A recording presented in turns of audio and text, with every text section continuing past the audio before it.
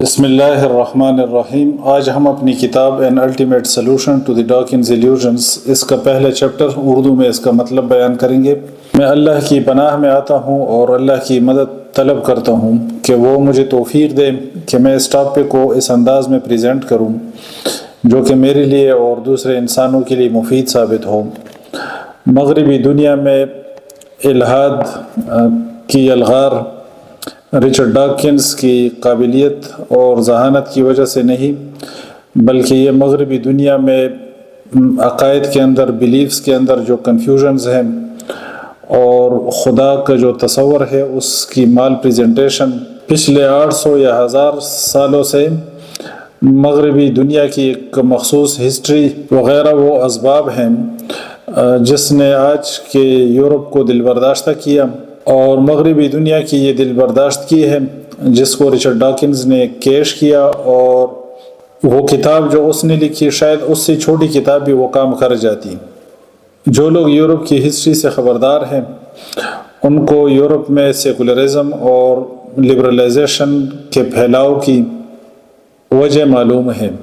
Church اور science میں جو کلیش تھا اور مغربی دنیا میں خدا کے تصور کی جو مال پریزنٹیشن تھی، یعنی خدا کا تصور جس انداز سے پیش کیا گیا، اس قسم کی چیزوں کی وجہ سے عام لوگ فرسٹریٹ ہو گئے تھے، اور اس دل برداشتہ کمیونٹی نے ایتھیزم کی گروتھ کے لیے، الحاد کے پھیلاؤ کے لیے ایک زرخیز زمین جو ہے نا اس نے پرووائڈ کی۔ بس یہ ڈارونزم یا مارکسزم یا ڈاکنزم کی ذہانت یا ان کی عقل مندی نہیں تھی جس نے مغربی دنیا کو فتح کیا، بلکہ یہ وہ دل برداشتگی تھی جس سے چھٹکارے کے چکر میں مغربی دنیا کے بہت سارے لوگوں نے سیکولرزم، ایتھیزم اور مارکسزم وغیرہ کو قبول کیا۔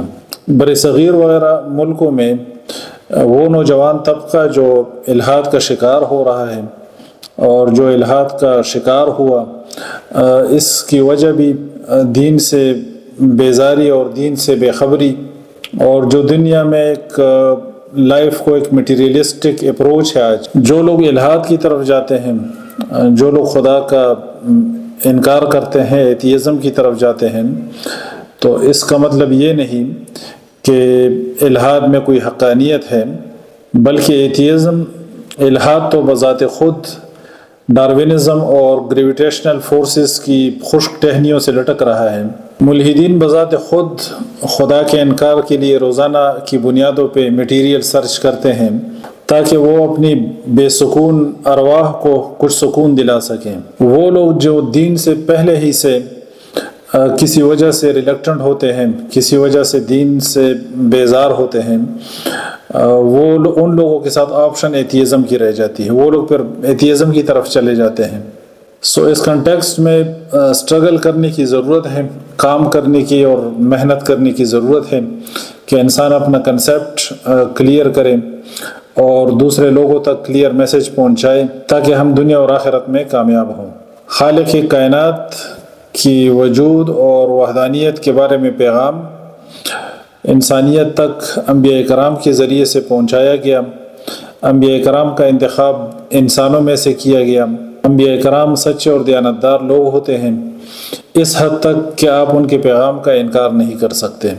آئندہ صفحات میں ہم انبیاء کرام اور قرآن اور کریشن یا قرآن اور تخلیق، اس کے بارے میں گفتگو کریں گے، اور اس مسئلے کی لاجیکل جو اسپیکٹ ہے اس پر ہم بات کریں گے۔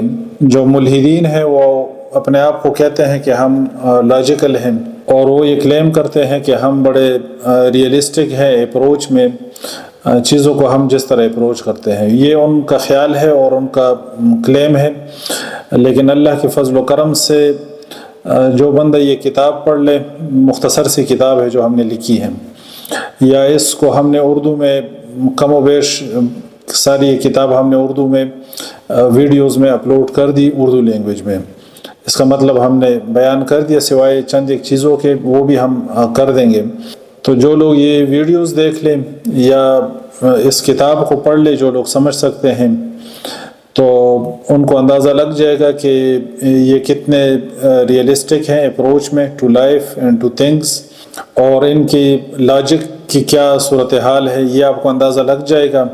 جس طرح ان کے بارے میں میں کہتا ہوں کہ جو ایتھیس ہیں، ملحدین ہیں، far away from logic and more away from good luck, logic سے بڑی دور اور گڈ لک سے اس سے بھی زیادہ دور. اس کتاب میں آپ کو کچھ سائنٹیفک آرگومنٹس کا بھی تذکرہ ملے گا جو کہ اس ٹاپک کے فیور میں ہیں. شاید یہ سائنٹیفک جو آرگومنٹس ہے یہ کچھ لوگوں کے لیے انٹرسٹنگ بھی ہو اور غالباً ان کے لیے مفید ثابت ہوں گے.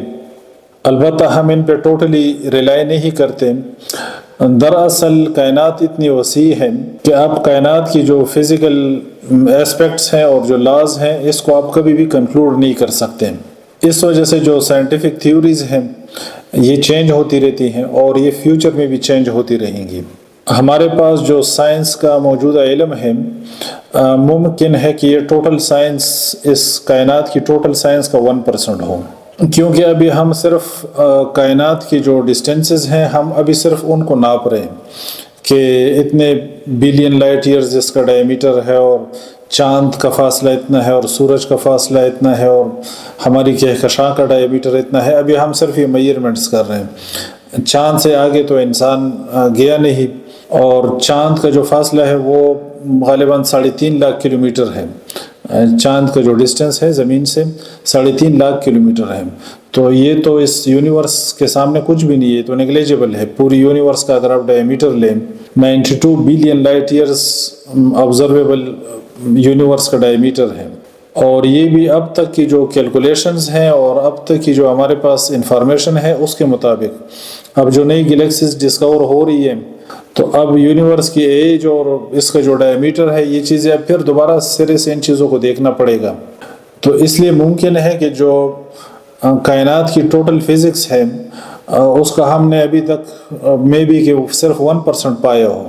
تو آپ کو ایک بہت لمبا چوڑا سفر کرنا ہے، اور ہر نئے ٹیلیسکوپ کے لانچ کرنے کے بعد آپ کو نئی جو ہے نا سرپرائزز ملنے والی ہیں اور پچھلی تھیوریز کو آپ ریجیکٹ کرنے والے ہیں. تو یہ پہلا چیپٹر تھا جو کہ ہم نے پہلے بیان نہیں کیا تھا اردو میں، آج اس کو ہم نے اردو میں بیان کر دیا. باقی جو چیپٹرز ہیں وہ زیادہ تر ہم اپنی ویڈیوز میں بیان کر چکے ہیں.